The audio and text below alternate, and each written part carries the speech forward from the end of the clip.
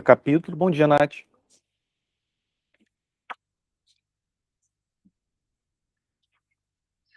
Efésios, capítulo 4, verso 25. Efésios 4, finalzinho do capítulo 4. É o último subtópico.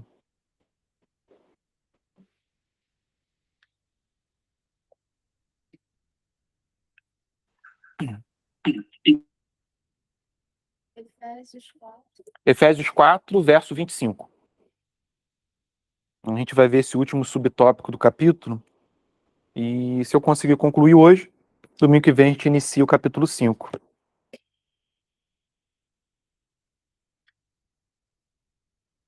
Então, todos abriram? Diz assim, então. O meu subtópico tem como título Exortações à Santidade. Alguém tem um subtítulo diferente por aí? Tem. Não tem subtítulo? Algumas Bíblias não têm. Algumas mais modernas têm NAA. Algumas Bíblias elas têm um subtítulo que indica o tema do trecho, né? Então, esse tema que a gente vai iniciar agora, ele foi definido como Exortações à Santidade. Uma santidade cristã é oposta aos costumes Uhum. direto. Tudo engloba um tema principal, né? Mas diz assim no verso 25: Por isso, deixando a mentira, que cada um fale a verdade com seu próximo, porque somos membros do mesmo corpo.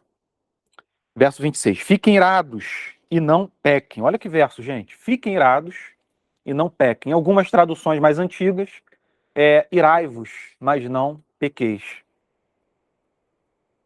Não deixem que o sol se ponha sobre a ira de vocês, nem deem lugar ao diabo. Verso 28. Aquele que roubava, não roube mais. Pelo contrário, trabalhe, fazendo com as próprias mãos o que é bom, para que tenha que repartir com o necessitado. Impressionante esse verso.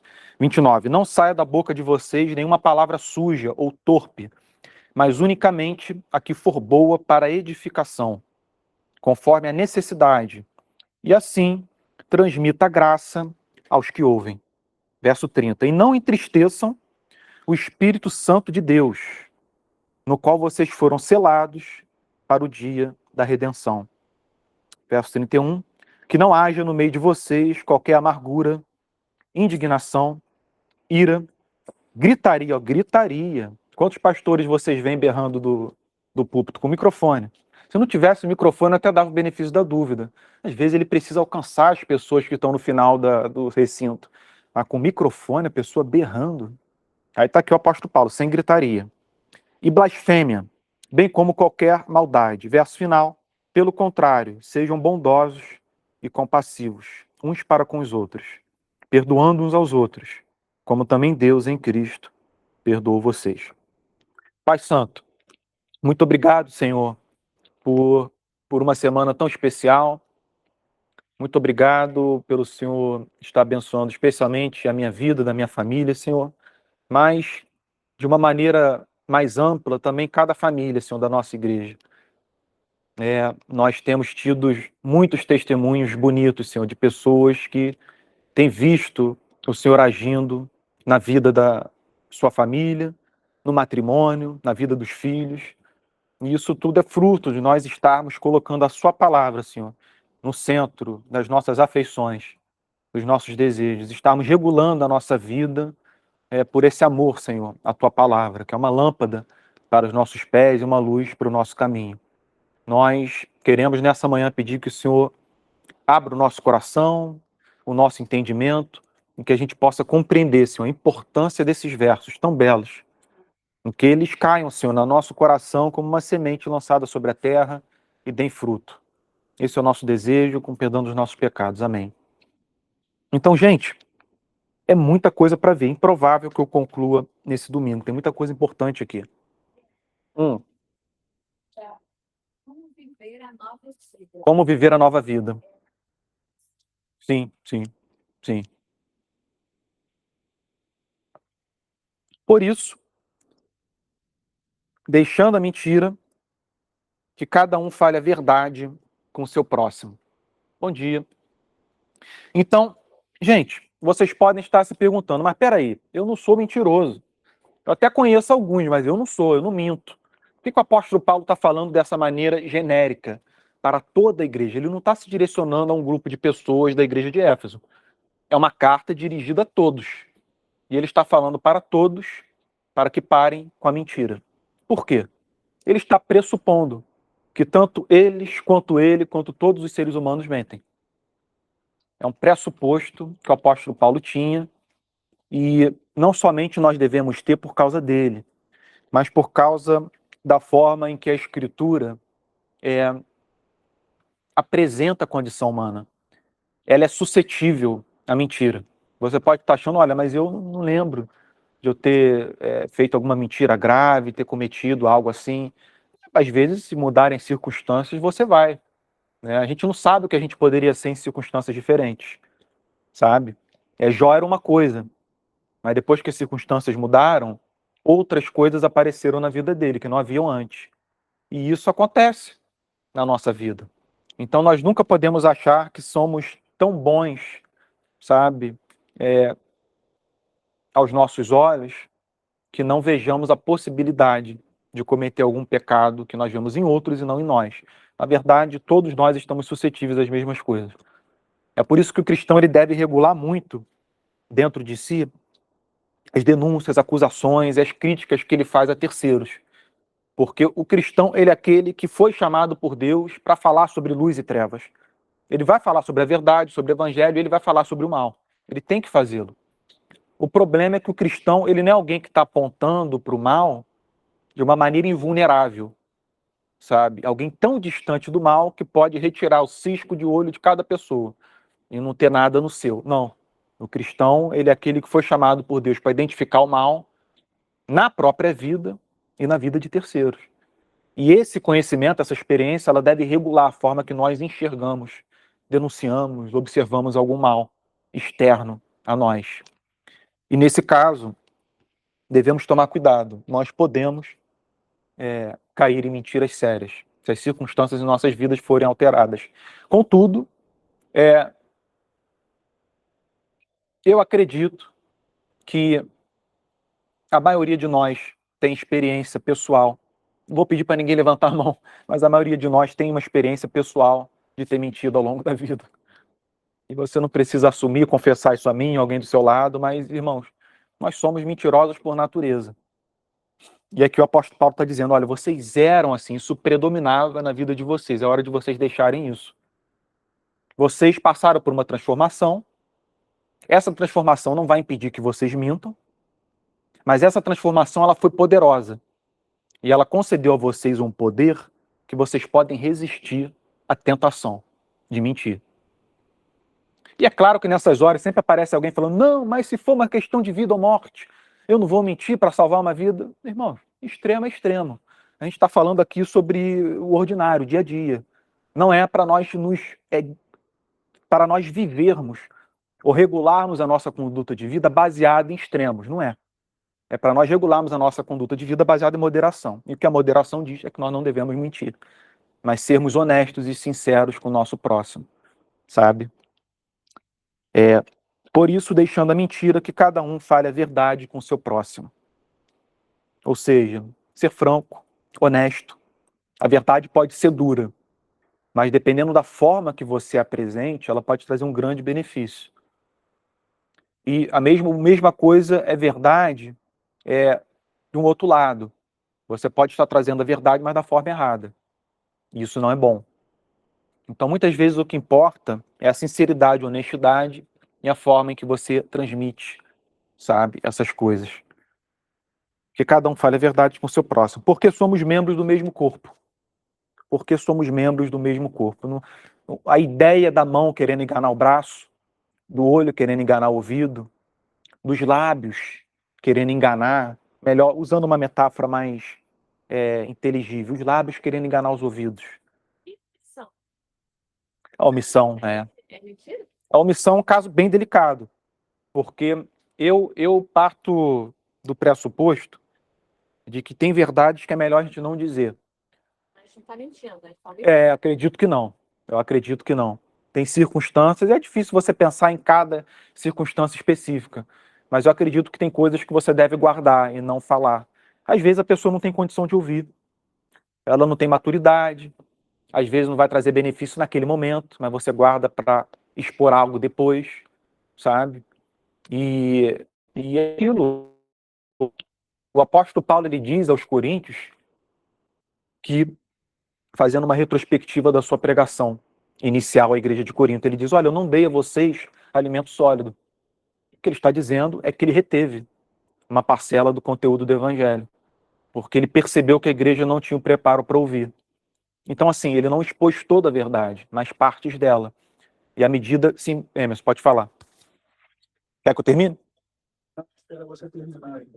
É só para concluir. Então, ele percebeu que a igreja não tinha condição de receber um alimento sólido e foi dando como se eles fossem recém-nascidos em Deus.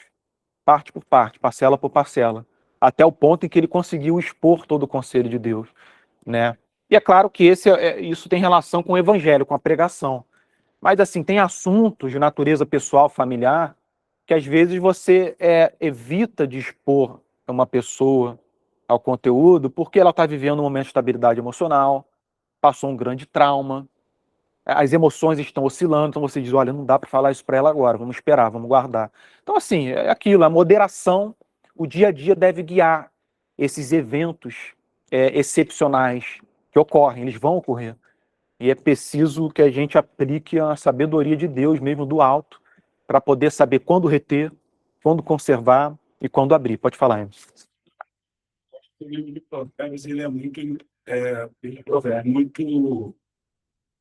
uma atividade muito grande em como a gente a verdade sem sabedoria é algo que pode se transformar numa arma, né? Então, assim, tudo isso que você falou faz parte da sabedoria, adquirir essa percepção de, olha, qual o momento. O próprio Jesus chegou para os apóstolos e falou: ó, eu não posso dizer tudo agora, porque tem como, é muito pesado para vocês. Sim. Então, assim, a cultura, ela coloca sempre os extremos para a gente, né? Então, se você preza pela verdade, então você tem que sempre falar a verdade. É aquela questão do extremo. Ah, no extremo eu posso mentir, sempre leva para esse lado. Sim. E o Evangelho sempre traz a questão da sabedoria, do amor, regulando a verdade. Sim. Então, assim, é algo que a pergunta ela fez. A audição é muito complicada hoje em dia, né? E muitas das vezes a gente usa a audição para realmente dizer em nível da nossa responsabilidade, às vezes, apontar algo, né? E muitas das vezes nós usamos a verdade como intuito de realmente quebrar a pessoa, de machucar a pessoa. Sim. Então, assim, são coisas que tem que pedir o Espírito Santo para nos iluminar, para saber exercer, né, essa verdade de forma que agrade a Deus. Sim, é verdade. Versículo assim, na Bíblia que diz: há tempo para tudo debaixo do sol. Tempo para tudo. É. E Salomão, inclusive, ele diz, olha, há tempo para falar e há tempo para ficar calado. Há tempo para construir, há tempo para derrubar. Tem um livro muito conhecido, Sinceramente Errado. Você sabe? Sinceramente errado o nome do livro? Mas é sobre sinceridade. A pessoa sincera demais. Sincera, mas da forma errada.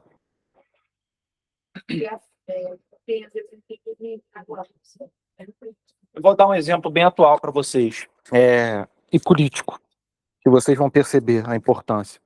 Uma das acusações que ambos os lados da briga política e ideológica do país fazem é contra aqueles que ficam no muro, chamados isentões, sabe?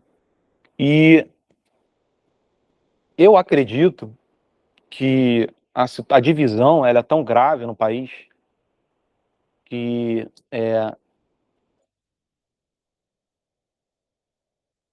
na maioria das circunstâncias eu acredito que a melhor coisa é você evitar o posicionamento, porque há uma demanda para que você se posicione e para que você sempre emita uma opinião que envolva tudo. Então, por exemplo, se eu falo do liberalismo teológico, alguém vai me acusar porque eu não falo do fundamentalismo. Se eu falo do fundamentalismo, alguém vai me acusar quando eu falo do liberalismo. Se eu falo da esquerda, alguém vai dizer e da direita. Se eu falo da direita, vão dizer e da esquerda. É uma demanda chata, sabe? Consistentemente chata. E eu acho que a gente não deve ceder. Então eu tenho muito mais apreço hoje em dia por aqueles que procuram, não é que ela fique em silêncio, mas aqueles que percebem uma sabedoria em permanecer nesse estado de isenção do muro. Isto é, os pacificadores. Sim, Ju. Sincero, mas errado. Ah, Martin Lloyd Jones. A Ju está citando um livro, provavelmente pregação, porque o Martin Lloyd Jones escreveu quase nada. Deve ter sido alguma palestra ou pregação dele que foi transformada em livro. E o título é Sincero, mas errado. Engraçado, esse eu não conhecia, eu vou procurar. Eu achei que eu tinha lido tudo dele.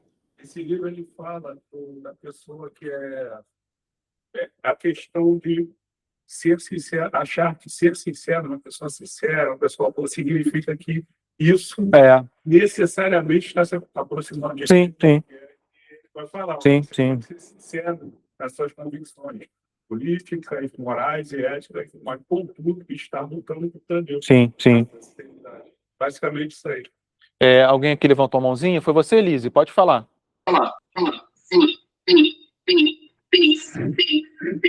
É E o assim, áudio? Pedro, é só porque o que você comentou agora, da questão dessa exigência, né, do posicionamento, que fica acontecendo toda vez agora que vem a época de eleição, e algo que me chamou muita atenção foi justamente na eleição de 2022, 20% do eleitorado, não é pouca coisa, 20% teve abstenção ou anulação de votos. Então, não dá para considerar que esses 20%, né, é claro que tem uma percentagem mínima aí de pessoas que não puderam ir, passou mal, aconteceu alguma coisa, está viajando, né, normal. Mas a grande maioria, eu creio que foi por causa disso, entendeu? Não se identificou nem com um lado nem com o outro, com certeza sofreu a pressão terrível que foi colocada em cima, de dizer que não, é em cima do muro, você tem que se posicionar, você tem que ir para um lado, né, escolher um lado, mas é uma grande parcela, né? 20%, eu acho que, eu estou tentando lembrar aqui do que eu li nessa matéria, acho que 32 milhões de brasileiros. É muita gente, Muita. Obrigado, Liz, é verdade. Então é isso, gente. É um tema que dá pano para manga e é de grande relevância, porque a orientação que deve regular o nosso convívio com cada pessoa, dia após dia. Gente, no trabalho, na família, na igreja, e na sociedade de uma maneira geral. A orientação é para que a gente seja honesto, franco, não engane os outros.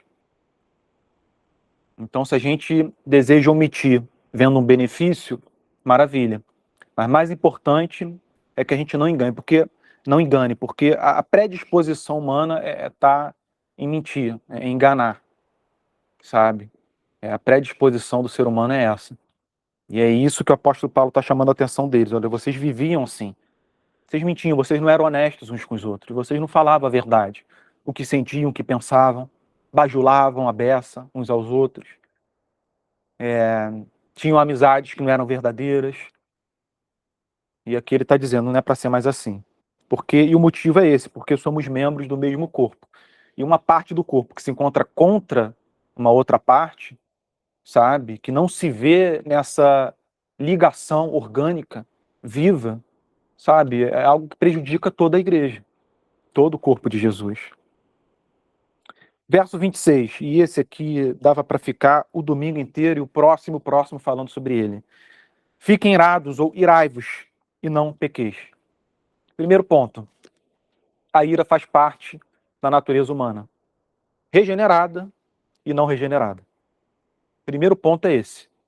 Ambos os lados podem se irar, cristãos e não cristãos. Qual é a diferença da ira na vida desses dois grupos de pessoas? Nós recebemos da parte de Deus um poder, através do Espírito Santo, que santifica, que domina, que canaliza esse sentimento para um propósito melhor. Que é um poder que pode impedir que esse sentimento gere destruição, divisão, é um poder que pode nos ajudar a fazer com que a ira seja um combustível, inclusive, de zelo para a gente agir em prol do bem. Por exemplo, vou usar um exemplo do pastor Antônio. Muitas das manifestações que ele fez através do Rio de Paz, de 2007, que foi quando ele fundou o Rio de Paz em diante, foram manifestações motivadas pelo sentimento mais profundo de ira. Muita raiva. Raiva por quê, Pedro? Raiva porque crianças de 5, 6, 7 anos eram mortas com tiros de fuzil na cabeça, devido aos confrontos entre policiais e traficantes. Ira devido a escândalos de corrupção, ao descaso com relação a esse mais de 1.700 comunidades, que é um número aproximado de favelas no estado do Rio de Janeiro, que vivem sem saneamento básico, sem educação, as crianças crescendo no meio do lixo, têm acesso a nada do mais básico possível para que tenha um fundamento sólido de vida. Isso tudo gerou nele muita ira. Ele canalizou esse sentimento e o aplicou dessa forma, fazendo manifestações que, devido ao alcance público, geravam pressão nos governantes. E a pressão, como os governantes precisam ter uma boa imagem, a pressão fazia com que eles agissem. É isso. Muita gente falou, você é um esquerdista, você é um ativista político, abandonou o evangelho. Ele simplesmente viu que a igreja não dá conta dos problemas, tem que ser o Estado. Só que o Estado não quer fazer. Aí você pensa, a igreja não dá conta, ela não tem os recursos, não tem as pessoas para ajudar esses seres humanos em situação de miséria. A igreja não dá conta. Quem pode dar conta? O Estado. Mas o Estado não quer. O que eu vou fazer para fazer o Estado querer? Eu vou pressioná-lo. Eu vou levá-lo à vergonha. Eu vou expor aquilo que ele quer ocultar. Eu vou trazer à luz. E os governantes envergonhados decidirão agir a partir do momento que esse escândalo surgir. Foi o que ele fez, sabe? Então, por isso que as placas de policiais mortos e de crianças mortas no estado do Rio de Janeiro se encontram na Lagoa Rodrigo de Freitas. Na Lagoa. Num dos bairros mais caros do estado. Onde mora uma série de políticos, celebridades, para que fique estampado. E os turistas que passam por lá, a quantidade de vidas que são ceifadas no nosso estado e que os governantes buscam ocultar. Então, é ira. Foi um exemplo, uma digressão, um exemplo longo, mas o que eu estou dizendo é que nós não temos como impedir esse sentimento.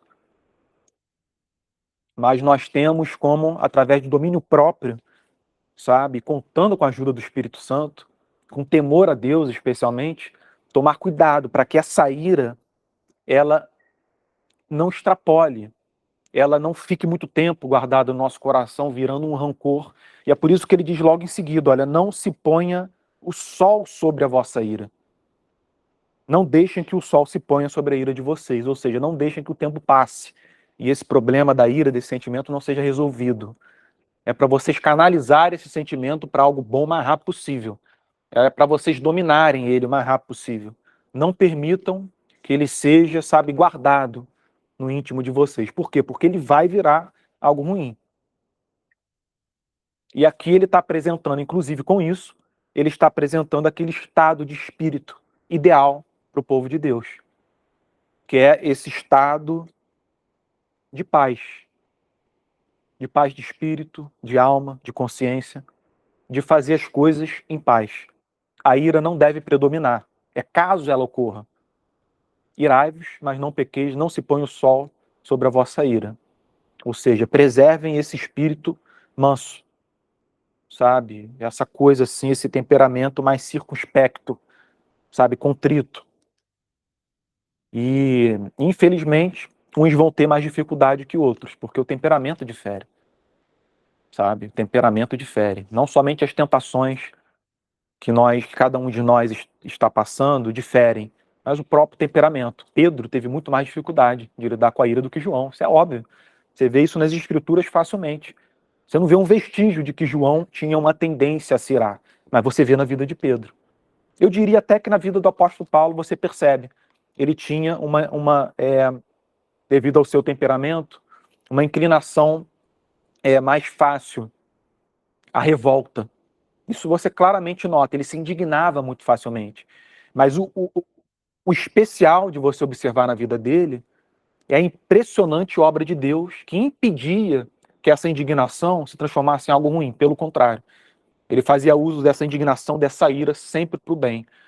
Então, um dos nossos maiores exemplos de vida deveria ser o apóstolo Paulo, porque é simplesmente impressionante você ver o que ele passou no livro de Atos, e dele não ter abandonado, chutado o pau da barraca, amaldiçoado todo mundo. Gente, o cara é apedrejado quase até a morte e volta para a cidade que o apedrejou para continuar pregando. E para consolar os cristãos que estavam tristes por ele ter sido apedrejado. Ele vai para inúmeras cidades da Grécia, da Ásia Menor, de Israel, sabe, da Palestina, e é rejeitado e continua pregando, insistindo. É esbofeteado, torturado, preso injustamente, e ele continua o seu trabalho, sabe, dando exemplos impressionantes de mansidão. Um dos maiores exemplos que eu me lembro do livro de Atos é de quando ele fica 2 anos preso injustamente, durante o período em que o governador Festo governava. Ele ficou tanto tempo preso que Festo saiu e entrou Félix, né? Um governador deu lugar a outro. E Paulo continuou preso. Aí quando entrou esse novo governador, Paulo teve mais uma audiência. Ele falou: olha, eu estou preso aqui injustamente. E por pregar a ressurreição dos mortos. E aí ele fala do evangelho e tal, de tal forma que esse governador fica indignado e falava: muito de estudar te deixou louco. Você perdeu o juízo. Aí Paulo conscientemente, 2 anos preso, conscientemente diz: olha, eu não perdi o juízo. Eu falo palavras de bom senso, de sabedoria. E o meu desejo, governador, era que não... O meu desejo era que todos vocês que estão me ouvindo fossem como eu sou, com exceção dessas correntes. Então é fantástico, gente. Porque a gente se indigna por coisas mínimas. Esse homem ficou 2 anos preso injustamente. E quando ele estava na sua audiência, sem ninguém à sua defesa, cheio de testemunhas falsas, e quando ele tem um momento de palavra, ele diz: o meu desejo é que vocês fossem como eu, com exceção de estarem presos. E o que significa vocês serem como eu? Vocês conhecessem a Deus, vocês amassem Jesus, esse era o desejo dele. Então, assim, um exemplo, assim, por excelência, de você conseguir canalizar, dominar esse sentimento através do Espírito Santo e fazer uso dele para o bem, sabe? Então a gente deveria buscar fazer isso. Sim. Ira santa, né? Ira santa. Era um amor. E o exemplo do Senhor Jesus, ele é muito especial quando a gente lembra das barracas que ele derrubou, do chicote que ele fez. Como explicar isso? Se nós entendemos que ele é o Filho de Deus, e não havia pecado nele, o que nós devemos entender é que toda essa atitude dele, extrema, foi uma atitude santa. Essa é a verdade. Agora, com isso, nós devemos imitá-lo, quebrar as coisas, fazer chicote, dar no... Não, nós não devemos. Isso ele fez porque ele era o Filho de Deus. Ele fez porque era o Filho de Deus. Mas nós temos, muitas vezes, o mesmo sentimento que ele. Nós só não temos o mesmo poder e capacidade de fazer tudo o que ele fez. Mas devemos buscar imitá-lo, sabe? Imitá-lo. Tem um coach famoso aí que certa vez eu vi um vídeo dele. Ele estava dando uma palestra num auditório imenso, uma palestra que ele cobra 4, 5 mil por pessoa, que já é um absurdo. E o vídeo que viralizou pelo país é ele falando, aí de repente tem uma mesa na frente dele com algumas pessoas, ele pega os 2 braços e faz assim, joga tudo no chão. Aí voa água na pessoa, molha o rosto de um. Aí ele começa a gritar e ele diz assim: quem foi que fez isso? Quem foi que fez isso? Alguém diz: Jesus. Jesus fez isso. É uma péssima forma de aplicar esse exemplo. Sabe? Uma péssima forma, uma forma estúpida, tola. O que ele estava fazendo é legitimando um comportamento que Cristo teve e que só ele pode ter. A nossa forma de manifestar essa ira tem que ser diferente da de Jesus. Nós não podemos virar para alguém e chamá-lo de raça de víboras. Jesus podia. Assim como nós não podemos virar para alguém e dizer: você, além de não entrar no reino de Deus, você impede que outros entrem. Nós não podemos dizer isso. Jesus podia. E uma série de outras coisas que Cristo podia dizer e que nós não podemos. Ele pôde dizer a Pilatos: olha, você me entregou, você está me condenando, mas maior pecado tem aquele que me entregou a você. E quando Pilatos diz, no determinado momento, você não sabe que eu tenho poder para livrá-lo, Jesus afirma: nenhum poder você teria se do alto não te fosse concedido. Se eu quisesse, eu chamaria uma legião de anjos do meu Pai, e eles viriam me salvar. Nós não podemos dizer isso, gente. Nós não podemos pular do pináculo do templo, sabe? Então tem coisas que Jesus fez que nós não podemos fazer. E isso é coisas que a igreja não percebe, sabe? A igreja não pode destruir as barracas do templo e fazer chicote, dar nos outros, da mesma forma que ela não pode declarar essas coisas que Jesus declarou, sabe? Eu não posso dizer eu sou o caminho, a verdade e a vida, né? Eu não posso dizer os seus pecados estão perdoados, eu não posso. Jesus podia. Então a gente precisa distinguir essas coisas e ter muito cuidado.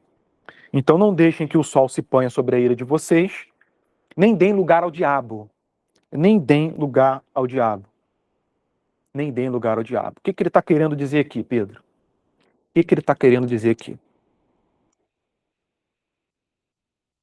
Sem sombra de dúvidas, ele está dizendo que onde predomina a raiva, a ira e a amargura, Satanás tem um trono e está sentado ali. Não há espírito ou estado de espírito pior para o ser humano do que esse. Da fúria, da ira, do descontrole, da falta do total e completo domínio próprio. Ali Satanás reside, domina a pessoa completamente. A gente fica preocupado com possessão demoníaca, né? A gente virando, caindo no chão. Gente, isso é muito mais grave. Isso é muito mais grave. Vocês estão lembrados, no momento da ceia, Jesus pega o pedaço de pão molhado, porque João falou quem é um traidor. Ele falou, olha, quem é a pessoa a quem eu der o pedaço de pão molhado. Ele vai, molha no vinho e dá para Judas. E depois diz, o que você tem que fazer, faça. E a Escritura diz, naquele momento, o diabo entrou em Judas. Sabe? Então, é algo que foi consolidado. O que estava sendo consolidado no interior de Judas naquele momento? A amargura, a ira, a raiva. Ele estava por aqui com Cristo, ele não queria mais saber de Jesus. Dentro dele ele dizia, eu vou entregar esse cara, eu não aguento mais esse canalha. E foi o que ele fez. E por isso que a Escritura diz, o diabo foi e residiu. Ele estabeleceu o seu domínio naquele momento. Porque foi definitivo para Judas concluir a traição. Sabe? A traição ela foi algo construído. Mas naquele momento foi definitivo. O diabo sentou no trono. Então é disso que ele está falando. Não deem lugar ao diabo. Se vocês permitirem que esses sentimentos sejam guardados no coração de vocês, vocês vão se ver tentados a cometer atos abomináveis. É só Davi deixar de ir para a guerra, ficar no palácio, começar a cobiçar a mulher de um outro homem. O que vem depois? Assassinato, recém-nascido morre. Gente, desgraça total. Então a gente tem que tomar muito cuidado. Sim, Emerson. Aquela passagem que o Thiago, né, quatro aqui, o Thiago vamos dizer, ele escreveu de uma forma, de uma linguagem popular, papo reto, né? Pragmática, muito. E essa passagem aqui tem tudo. Quem entre vós é sábio e inteligente, mostre as suas obras em mansidão de sabedoria, mediante a sua boa conduta. Se, pelo contrário, você tem em seu coração inveja amargurada, sentimento de rivalidade, não se glorie disso. Costumamos, né, muitas das vezes, usar a indignação por algo que nós chamamos de certo, a gente se gloria dessa rivalidade, sentimento de destruição. Nem mitos, na verdade. Essa não é a sabedoria que vem lá do alto. Pelo contrário, é terrena, animal e demoníaca. Impressionante, né? Ou seja, o Tiago está colocando explicitamente algo que Paulo está falando de uma maneira mais cordial, avisando, olha, cuidado com essa ira. Por mais que ela possa ter uma direção correta, né? E se indignar por uma injustiça. Agora, cuidado, porque você pode dar lugar ao diabo e transformar isso em vingança. Enfim. Sim. E outra coisa interessante, ambos os apóstolos não, porque esse Tiago não era o apóstolo.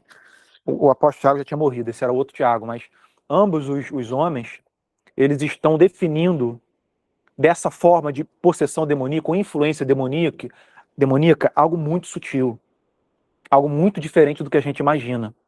Não é simplesmente a pessoa cair se debruçando e tal, sabe? Esse tipo de coisa que é extravagante, animosa, teatral. Não, é algo muito mais sutil e que acontece sem a gente perceber.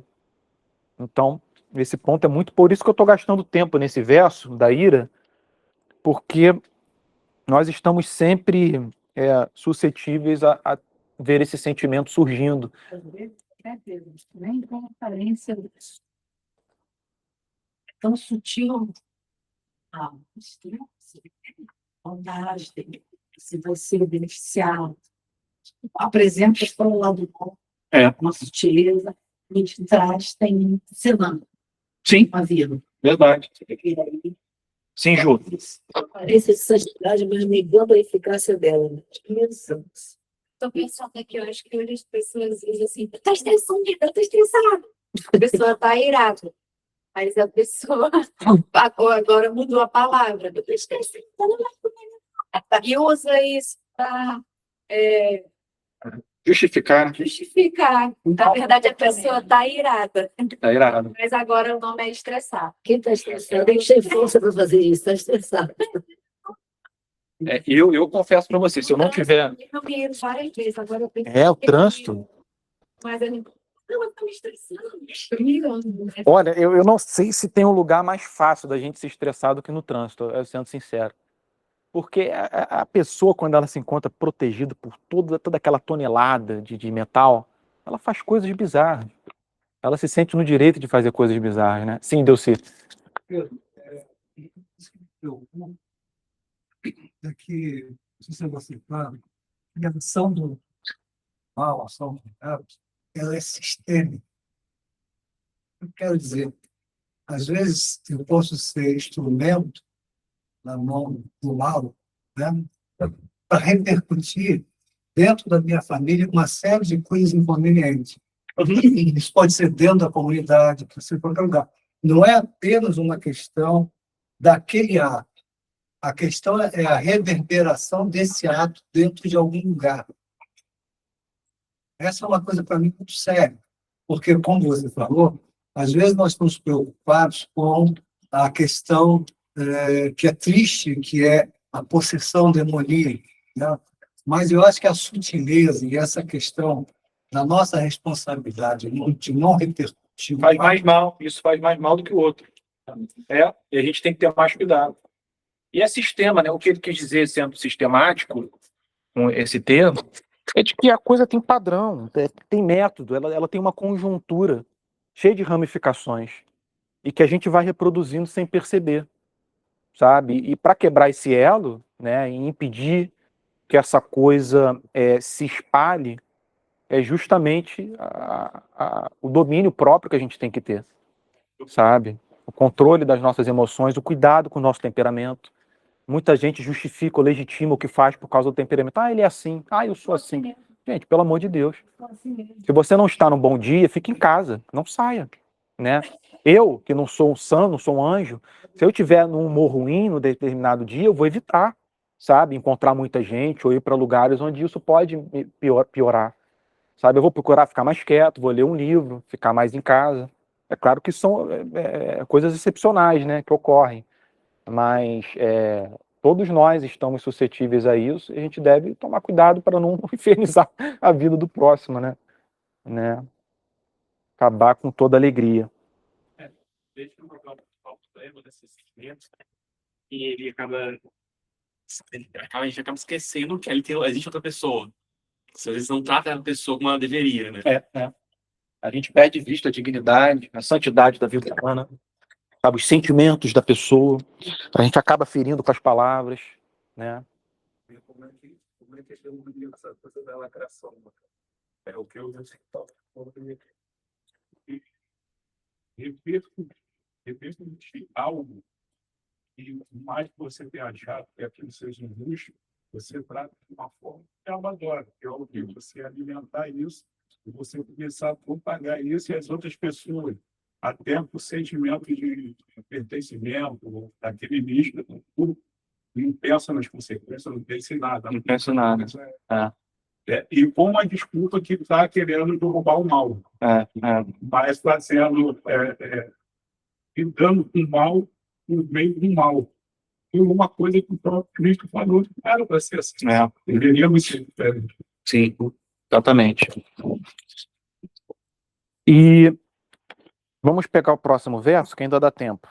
Então agora seria o verso 28. Olha esse verso, gente. Olha como a igreja deveria viver em sociedade. E aqui, as implicações desse verso para o nosso Estado profundamente desigual, no qual você vê o luxo, a ostentação e a miséria e pobreza, as implicações são muito mais sérias. Nós não estamos na Alemanha e na Suécia, estamos no Rio de Janeiro. Olha só, aquele que roubava não roube mais. Então pode ser que esse pecado não diga respeito a toda a igreja de Éfeso. Mas ali você tinha naquela igreja, nós podemos pressupor com confiança, com segurança, de que alguns foram ladrões e passaram por uma experiência de conversão. Alguns talvez envolvidos com política, ou algum negócio da própria cidade ou do império, e que sempre havia muita exploração, sabe, muita fraude. Então o apóstolo Paulo diz, olha, vocês roubavam, agora é para isso acabar. Mas olha só, ele continua, pelo contrário, trabalhe fazendo com as próprias mãos o que é bom, para que tenha o que repartir com o necessitado. Um dos principais objetivos do roubo é você ter menos trabalho para conseguir muito. Coisa simples. Vamos pensar num político, por exemplo, desviando emenda para educação, para saúde, sabe? Nada, uma canetada.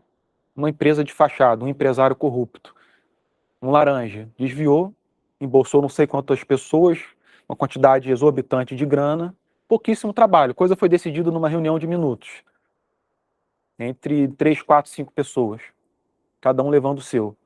Pouco trabalho para receber muito. O que ele está dizendo que a igreja deveria fazer? Ela deveria trabalhar muito mais e com as próprias mãos, fazendo o que é bom, para que tenha o que repartir com o necessitado.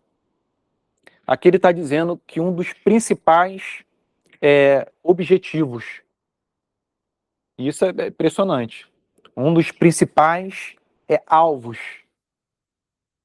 do nosso recurso, da nossa remuneração, deveria estar voltado para ajudar aquele que tem pouco, aquele que está no estado de privação. Isso é surreal. Porque tem gente que limita a virtude a simplesmente não roubar. Aí vem com aquela ideia malandra de empreendedorismo, de enriquecer, concentrar, tem que deixar para os meus filhos, para a minha família, os filhos dele, eu tenho que preparar, esse mundo é caído, preciso deixar minha família bem. Gente, o apóstolo Paulo, debaixo do jugo do Império Romano, estava nem aí para isso, simplesmente disse, vocês têm que trabalhar e ajudar o necessitado, com o dinheiro que vocês receberam do seu trabalho duro.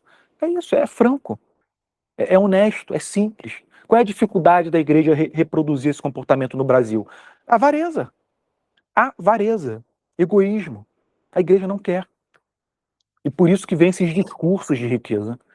Por isso que é tão difícil você falar sobre esse assunto hoje no Brasil sem ser chamado de comunista, de progressista, de esquerdista, sabe?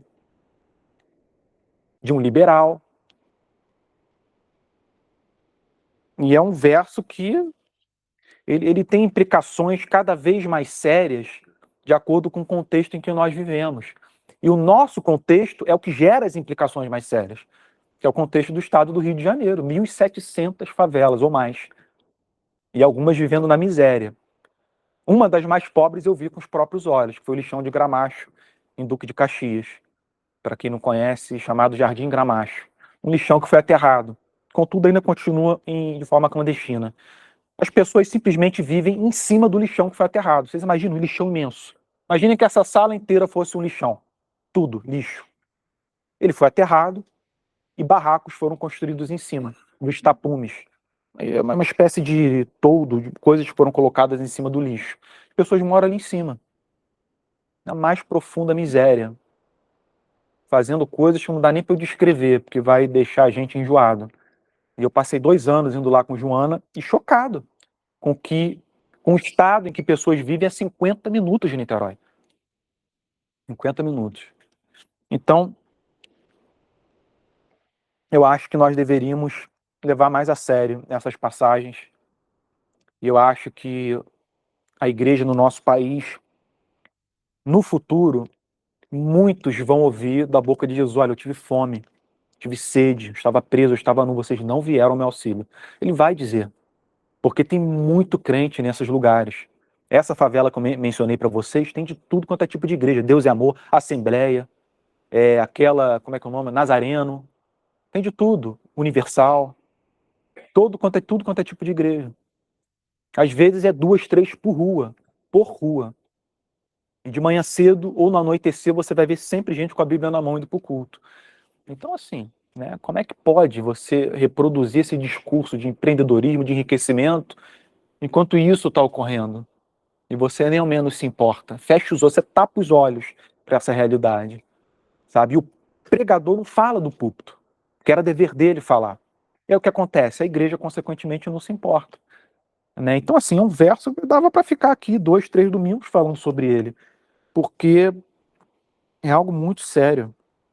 E no tempo do Império Romano, no primeiro século, o Império Romano durou séculos, mas no primeiro século tiveram alguns momentos de grande miséria na geração de Jesus e dos apóstolos. E a gente percebe no Novo Testamento, nas cartas de Paulo, por exemplo, ele falando sobre muitos mantimentos, sabe, bens materiais e alimentos que eram enviados de cidade para cidade para ajudar os irmãos mais pobres. Então, era algo muito semelhante ao que nós podemos identificar hoje. Tem muita gente passando necessidade hoje, né? E eu acho que a gente separar um pouco do que a gente recebe para isso é algo que a gente não vai se arrepender. É algo que agrada a Deus, glorifica o nome dele. E a gente tem a promessa na Escritura. Você pega, por exemplo, Provérbios, aquele que olha para o pobre, Deus olhará por ele, Deus cuidará dele, sabe? E mais bem-aventurado é dar do que receber. O termo bem-aventurado significa felicidade. Então a Bíblia afirma que é mais feliz quem dá do que quem recebe. Ela afirma isso. É mais feliz quem dá do que quem recebe. Então é muita coisa, né? É um universo de orientações na Bíblia, de Gênesis, Apocalipse, para que a gente tenha uma prontidão em repartir, em doar, caminhar a segunda milha, se alguém pedir a túnica, dar a capa, esse tipo de coisa, né, que a gente deveria fazer. E 10 minutos ainda, dá para a gente entrar. Alguém tem alguma dúvida sobre quanto a esse verso? Alguém gostaria de participar? Se não, eu passo para o 29. Não? Então eu vou falar sobre o 29 e a gente conclui. Verso 29. Não saia da boca de vocês nenhuma palavra suja ou torpe. Então aqui ele está dizendo de maneira clara que o nosso linguajar ele tem que ser diferente. Que a gente não deve falar como a sociedade fala. E há uma característica nas sociedades, nas diferentes sociedades que existem no mundo, de todo mundo reproduzir o mesmo tipo de linguagem, o mesmo tipo de gíria, os mesmos palavrões, é comum. Você percebe, você pega um vídeo de, sei lá, no Texas, você vai ver eles falando igual. As pessoas com as mesmas gírias, os mesmos palavrões, você pega um vídeo no outro lugar do mundo, a mesma coisa, porque o ser humano ele tem esse anseio por ser aceito, e ele reproduz facilmente o que outros fazem para que ele possa pertencer ao grupo. Então, se você fala diferente, você é enxergado de uma maneira excêntrica. Você é enxergado como alguém, assim, às vezes até que se apresenta como moralmente superior. E ninguém quer. As pessoas querem agir igual. Elas querem pertencer ao grupo. E por isso, o linguajar, nós reproduzimos facilmente o linguajar da sociedade na qual nós vivemos. Essa demanda de pertencermos a ela, de sermos reconhecidos como iguais. Fazemos parte do grupo, termos amigos. E qual o problema de cedermos a isso? O problema é que as pessoas falam muita bobagem. A quantidade de palavra topa, palavra suja na boca de todas as pessoas que nós conhecemos, irmãos, é todo mundo, é motorista, é taxista, é advogado, é juiz, é médico, é todo mundo. Às vezes você não na profissão, mas você vai para o secreto, vai ouvir um áudio que vazou, a pessoa falando com um amigo próximo, é barbaridade que é dito. E aqui o apóstolo Paulo diz, acabou, não é para vocês viverem assim. Sabe? É uma forma de vocês servirem a Deus, regulando o seu linguajar. E ele inclusive diz, mas unicamente a palavra que for boa para edificação. Ou seja, toda palavra, por menor que seja, ela tem esse poder de edificar um pouco, de construir um pouco, assim como de derrubar. E o que o apóstolo Paulo está dizendo é que o objetivo principal de tudo que nós viemos já falar deveria ser esse, da edificação. Mas Pedro, os não cristãos, a gente vai edificar eles como? Eles não amam Jesus, não creem. Olha, pelo menos não piora as coisas, né? Já que você não pode construir, pelo menos não piora, né? Que a sua palavra a esses que não professam a fé seja uma palavra tal que pelo menos desperte a curiosidade dessa pessoa pelo fato de você ser diferente. Pô, por que esse cara não fala, essa mulher não fala como os demais? Por que não tem tanta baixaria na boca dele? Por que ele não fala sempre sobre os assuntos que os demais falam? Sexo, dinheiro, poder, música, sabe? Filme. Por que ele não fala só sobre o que os outros falam? Por que a palavra que ele tem, que ele traz é diferente? E até mesmo quando ele vai comentar alguma coisa do momento, ele comenta de uma outra forma. Por quê? Nisso a gente pode despertar a curiosidade das pessoas e um certo interesse por conhecer mais do Evangelho, porque as pessoas podem ver beleza nas nossas palavras, especialmente na forma em que a gente fala. Então não saia da boca de vocês nenhuma palavra suja, mas unicamente a que for boa para edificação, conforme a necessidade. Ou seja, em alguns momentos a gente tem que regular o que vai falar pouco. Por isso, conforme a necessidade. Nem todo momento vai exigir ou vai demandar que você fale muito. Às vezes você precisa ficar calado. Né? No caso dos amigos de Jó, eles erraram nesse ponto específico. Eles acertaram por 7 dias, segundo o texto. Depois disso eles erraram. Por quê? Porque durante 7 dias eles ficaram calados, ao lado de alguém que estava sofrendo e que só precisava de um amigo do lado. Ele não precisava de aula teológica, ele não precisava de lição de moral, ele não precisava ser confrontado com o seu pecado. Todas essas coisas que esses amigos fizeram e que nós lemos nos mais de 40 capítulos. O que eles deveriam ter feito é permanecido em silêncio e ajudado esse amigo com a presença. Em alguns momentos é isso que importa. Sabe? Em alguns momentos a necessidade vai pedir de nós o silêncio e a presença silenciosa. Vai ser muito mais edificante do que qualquer coisa que nós tenhamos a dizer. Né? Tem momentos que não tem mais o que dizer. É momento realmente de ficar calado, de ficar mudo. Porque não tem palavra que possa ajudar. Né? E às vezes a pessoa não está num estado em que os ouvidos permitam ouvir. Ela vai rejeitar. E quando você está presente em silêncio, isso tem um poder, gente. É um poder, assim, de um constrangimento bom, sabe? É um amor que se manifesta silenciosamente, sabe?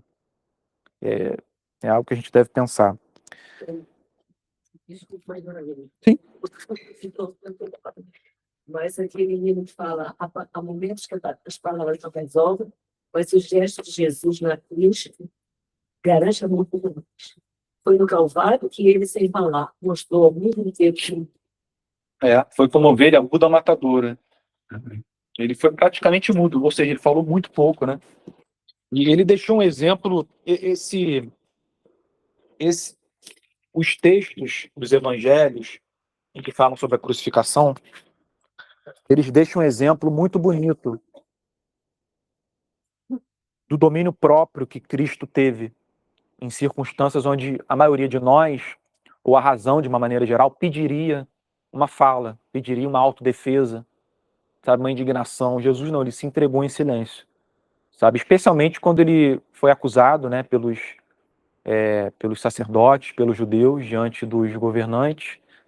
Ele permaneceu em silêncio quando Herodes o interrogou, né? Ele foi entregue a Pilatos, depois de Pilatos ele foi para Herodes, depois de Herodes ele voltou para Pilatos. E durante o interrogatório que Herodes fez, ele ficou quieto, né? O que é muito interessante. Ele não respondeu uma única palavra. E o cara estava curioso para saber os milagres de Jesus. Ele perguntou, a Bíblia diz que Herodes fez muitas perguntas, porque ele se maravilhava com os milagres. Jesus ficou em silêncio, Herodes ficou furioso e mandou ele de volta para Pilatos. Em Pilatos, Jesus continuou em silêncio. Na maior parte do tempo, pelo menos. Falou muito pouco. Então, assim, tem muito que pode ser feito, né, em termos de dar um bom exemplo de vida quando a gente se cala, né. Eu diria que hoje em dia, onde a gente vê muitas discussões na internet e tal, eu acho que você não responder, né, comentários ofensivos, especialmente com deboche, porque tem gente que não dá muitas vezes na mesma moeda, mas responde com deboche. Eu acho que você se privar de responder seja na mesma moeda, ou seja com deboche, com sarcasmo, eu acho que faz muito mais bem do que as pessoas imaginam. E se a igreja tivesse esse cuidado, a gente poderia estar fazendo uso das plataformas digitais para dar um bom testemunho de vida. Mas o que se vê é aquilo, né? Cristão agarrando no pescoço um do outro e se atacando nas redes. E, enfim, é uma pena que é isso que tem acontecido. E não é à toa que a Bíblia fala tanto sobre a língua. Sim, Emerson. Assim como Provérbios, Eclesiastes. Sim. Sobre essa questão, né, que unicamente, né, usar de palavras que edificam. Isso não significa nem ser exclusivamente só falar coisa positiva. É importante. Exclusivamente. Sim, sim. Algo que edifique e há momentos que você precisa, de repente, numa conversa em grupo, em ambiente de trabalho, daquela vez você falar alto o que está acontecendo de ruim, de alguma forma, né? E pelo menos faz o interesse ali é edificar, olha, está acontecendo algo de errado por causa disso, né? Melhorar, enfim. Isso. Uma outra coisa sobre a questão, cara, como Jesus, ele não entra na nossa caixa. Pega o exemplo da mulher Sírio-Fenícia. Ela atrás dele, gritando, chamando a atenção, ele não responde. Não responde. Ele espera os discípulos falarem assim, pô, essa mulher que está gritando aí ele vai, para e fala. Então, assim, e quando ela chega, né, e fala do problema dele, que imaginaríamos até, sempre quando eu li essa passagem, eu na hora que fala assim, Senhor, se eu falasse isso no meio da igreja, o Senhor falou para essa mulher, a igreja toda iria condenar o Senhor. Quando ele fala, olha, não é justo tirar dos filhos e dar para os cães, quando ele está pedindo para que não entenderíamos que ele estava querendo ensinar os apóstolos. É uma lição dos apóstolos. Então, assim, essa coisa de erótica, Pilato, ele fica calado uma hora ele fala, quando ele chama de raça de víbora, um momento em que a perseguição e o ódio dos judeus por ele estava aumentando. Aí eu acho que chega a luz para ele, o senhor fica quieto, né? Está piorando, o senhor vem aí e fala isso. Ou seja, é algo que deveríamos, antes dessa observação de como Cristo agia, fala assim, muitas das vezes fala, o que Cristo faria nessa hora? Gente, eu pedi o Espírito Santo para dar discernimento, porque é algo que pode... Não é uma fórmula mágica, né? Essas coisas não são uma questão de passe de mágica. A gente precisa ter vida com Deus. Porque não basta eu simplesmente dizer ABCD para vocês aqui, falar sobre as doutrinas. Gente, isso aí é algo que cada um vai aplicar à própria vida. Uma responsabilidade que cada um tem diante de Deus, sabe? E na convivência com o próximo. E para concluir o verso, o apóstolo Paulo diz, e assim transmitam graça aos que ouvem. Ele conclui o verso dizendo isso, e assim transmita graça aos que ouvem. O objetivo principal, você transmitir graça. Ou seja, uma das coisas que mais eu acho que falta hoje em dia, especialmente na vida de pastores, teólogos, é lidar com as ideias graciosamente. Às vezes a pessoa fala a verdade, tem a doutrina correta, mas não está legal o que ela falou, a forma não está legal. Então, transmitir graça, não basta você falar sobre a graça.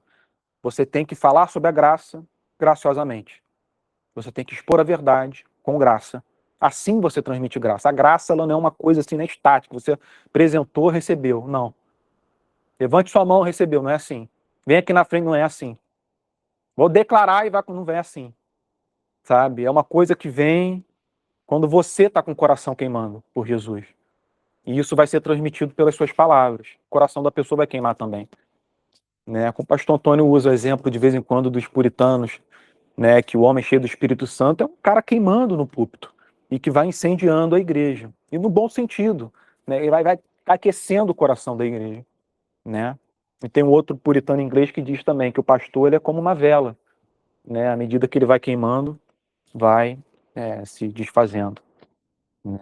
Vai se tornando mais menor aos próprios olhos. Gente querido, então a gente parou, encerrando a nossa aula, a gente parou no verso 29. Semana que vem eu vou tentar concluir o 30, 31 e 32, tá bom? Aí, se Deus quiser, na outra semana eu inicio o capítulo 5. Vamos avançando bem. Já tem aí uns 7, 8 meses, né, de Efésios, eu acho. Por aí, né? Lise deve saber que ele é bom com essa coisa de memória. E dezembro? Ah, então é isso mesmo, começamos em dezembro. Então acho que até o final do ano eu acredito que eu termine, apesar de que esses últimos 2 capítulos eles são mais, eles trazem um tipo de conteúdo denso que precisa ser destrinchado, especialmente o 6, em que o apóstolo Paulo vai falar sobre batalha espiritual, a armadura de Deus. Mas vamos tentar terminar esse ano, para ano que vem começar Filipenses. Irmãos, obrigado pela participação de todos. Eu não vou fazer uma oração final, porque já passou do horário para mim, eu tenho que entrar lá. Mas só para agradecer, a sala está cheia aqui, está cheia também virtual, e que Deus abençoe vocês, que Deus abençoe o nosso culto, e vejo vocês em breve, se Deus quiser. Tá bom? Neném, para quem quer saber, o neném tá bem, tá com saúde. A gente recebeu alta do hospital na quarta ou quinta, e ele teve que fazer aquele tratamento fototerápico, se eu não me engano o termo é esse, que não é nada excepcional, é comum, né? Ele teve que fazer. Depois que ele fez, fica na incubadora. Depois que ele fez, ficou tudo bem com os exames, a gente veio para casa. E agora é aquela alegria, né? Misturada com cansaço, mas é uma felicidade pura. Nunca fiquei com tão pouco sono, mas tão feliz na minha vida, porque geralmente falta de sono me deixa mal. Mas nesse caso não, me deixa feliz. Porque ficar as madrugadas olhando ele, às vezes eu fico horas vendo ele assim. Não dá para tirar os olhos, né? É muito bom, gente, muito bom. Um beijo. Beijo para vocês. Vou entrar lá para preparar as coisas para o culto. Obrigado, Aninha, por ter gravado a aula.